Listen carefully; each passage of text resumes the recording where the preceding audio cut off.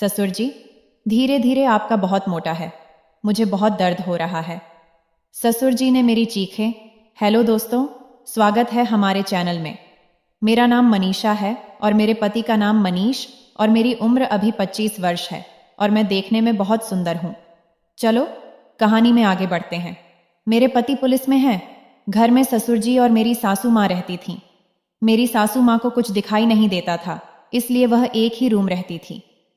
एक दिन शाम के समय ससुर जी के पैरों में बहुत ज्यादा दर्द होने लगा। मैंने कहा, ससुर जी आइए मैं मालिश कर देती हूँ।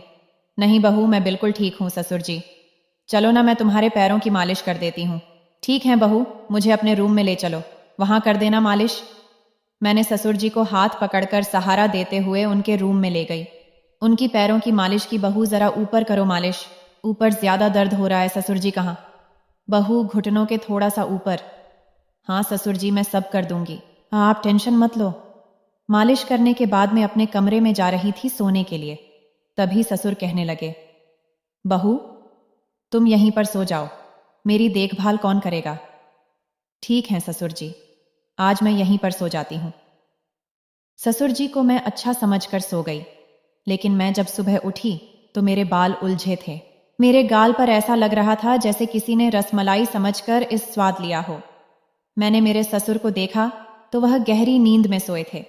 मैं उनके पास गई और कहा, ससुर जी देखो ना, मेरी तरफ मैं इतनी बदल कैसे गई हूं? यहां कोई आया था क्या? नहीं बहू, यहां तो कोई भी नहीं आया। दरवाजा तो अंदर से बंद था बहू, ये तुम्हारा भ्रम है।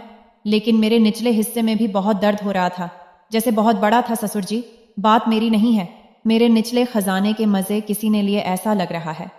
लेकिन बहू, यहां तो मेरे सिवा कोई नहीं था। मैं भला अपनी बहू के साथ ये सब कैसे कर सकता हूं? मुझे पता है ससुर जी, तुम बहुत अच्छे हो, लेकिन मैंने ससुर को बिना बताए एक कैमरा लगाकर रखा था। सोने से पहले मुझसे चले भी नहीं जा रहा था, लेकिन मैं किसी तरह अपने रूम में गई और फिर कैमरा चेक करने लगी। कैमरा चेक करने के बाद मैं चौंक गई, क्योंकि रात के करीब एक ससुर जी मेरे पास आकर मेरे खजाने को खोलकर मजा ले रहे थे। ये सब देखकर मुझसे रहा नहीं गया। मैं ससुर जी के पास गई। ससुर जी उस समय सोए थे। मैंने कहा, ससुर जी जरा उठी तो ये क्या है?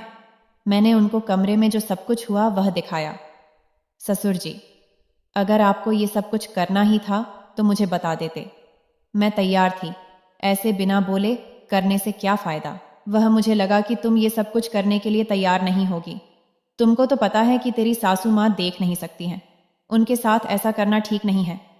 मैं जानती हूँ ससुर जी आपका क्या हाल है। चलो कोई बात नहीं, लेकिन आज रात हम खुलकर मौज करेंगे। जब शाम हुई तो ससुर मेरे कमरे में बिना बुलाए आ जाते हैं और फिर मेरे पास आकर कहने लगे, बहू चलो फिर शुरू करें। ससुर जी, अभी तक दर्द हो रहा है, एक बार खोल कर तो दिखाओ। ठीक है बहू, आओ। मेरे पास देखकर मैं हैरान हो गई। ससुर तो लंबे रेस के घोड़े निकले। ससुर जी, अब देख क्या रहे हो? खजाना तुम्हारे सामने है। आओ ससुर जी, इतना सुकून तो मुझे मेरे पति से भी नहीं मिला। आज तो मजा आ गया। बहू, मुझे भी बहुत दिनों से मिल नहीं रहा था। आज तो मैं इस खजाने को लेकर ही रहूंगा। ससुर जी ने 4 घंटे तक खजाना खोजा, उसके बाद वह थक गए। ससुर जी ने दूसरी बार में मेरा काम लगा दिया। यहाँ ससुर और बहू की एक काल्पनिक कहानी थी। इसका उद्देश्य किसी को उत्तेजित करता बिल्कुल भी नहीं है। ये सिर्फ मनोरंजन के लिए बनाई गई, किसी को ठेस पहुंचाना नहीं। हमारी कहानी अच्छी लगी हो तो चैनल को सब्सक्राइब कर देना और वीडियो को लाइक कर देना। मिलते हैं किसी नई स्टोर में, तब तक के लिए बाय, धन्यवाद।